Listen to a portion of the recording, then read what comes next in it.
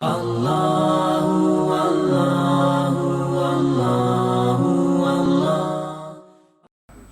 میں امام فرماتے ہیں کہ درود و سلام ہو آپ پر، صلوات اللہ علیکم، اللہ کا درود و سلام ہو، صلوات اللہ علیکم وعلی ارواحکم وعلی اجسادکم وعلی اجسامکم وعلی شاہدکم وعلی غائبکم وعلی ظاہرکم وعلی باطنکم۔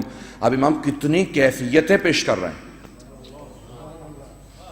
سید الشہداء کی کتنی کیفیتیں پیش کر رہے ہیں کہ کسی بھی زاویے سے سید الشہداء کو دیکھو گے تو ہر زاویے سے ان پہ درود و سلام ہے۔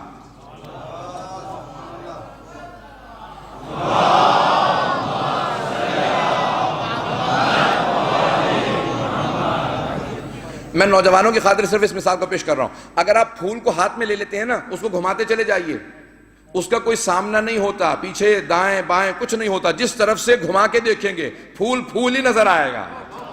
اسی طرح سے جس زاویے سے سید الشہداء کو دیکھیں گے ان پہ ہر زاویے سے درود و سلام ہوتا رہے گا، چاہے ان کے ظاہر کو دیکھیں، چاہے باطن کو دیکھیں، چاہے ان کی روح کو دیکھیں، جسد کو دیکھیں، جسم کو دیکھیں، جس روح کو دیکھیں، جس زاویے سے دیکھیں گے حسین پہ درود و سلام ہے۔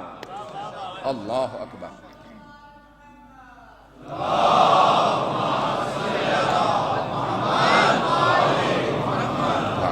توجہ رکھیے گا میرے ساتھ عزیزان گرامی، زیادہ وقت نہیں لوں گا، اب اگر اس جملے کو سمجھا پاؤں، پہنچا پاؤں، صلوات صرف ان سے مخصوص ہے کہ ان کو درود و سلام، اللہم صلی علی محمد و علی محمد، یہی کہتے ہیں نا۔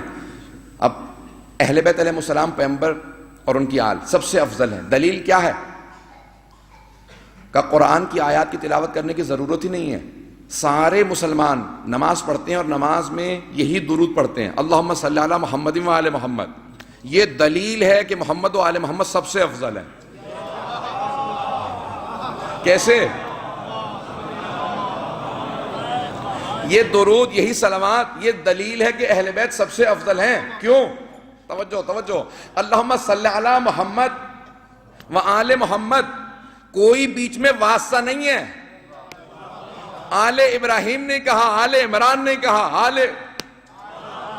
کسی نبی کا نام نہیں لیا گیا، کہا محمد اور آل محمد، کسی نبی کا بیچ میں نام نہیں ہے، اگر ہوتا تو وہی واسطہ ہوتے، وہ افضل ہوتے۔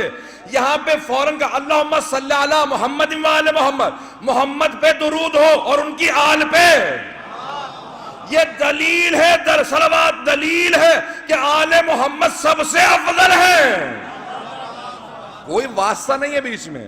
اگر میں پہنچا پایا ہوں کہ وقت نہیں ہے کہ تفصیل میں جا سکوں، یہ صرف ہر نماز کے اندر سارے مسلمان جو درود پڑھتے ہیں اس میں الفاظ ہیں اللہم صلی علی محمد و آل محمد، کہ محمد اور ان کی آل پہ درود ہو، ان پہ صلوات ہو، ان پہ سلام ہو۔ کیوں؟ کیونکہ ان سے افضل اگر کوئی ہوتا تو بیچ میں اس کا واسطہ ہوتا، کسی کا واسطہ نہ آنا اس بات کی دلیل ہے کہ محمد و آل محمد سب سے افضل ہے۔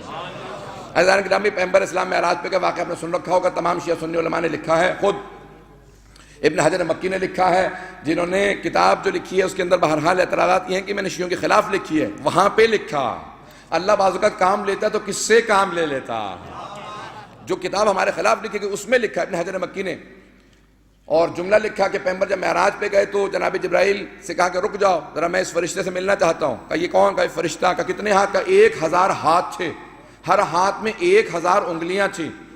پیغمبر کہتے ہیں میں نے آگے بڑھ کے سوال کیا کیا کرتے ہو تم؟ کہا یا رسول خدا جب بارش ہوتی ہے نا تو سارے قطرے گن لیتا ہوں، جب طوفان چلتا ہے تو سارے ریت کے ذرات کو گن لیتا ہوں، آندیاں ہوں تو پتے جب گرتے ہیں تو سارے پتے جتنے گرتے ہیں زمین پہ سب گن لیتا ہوں۔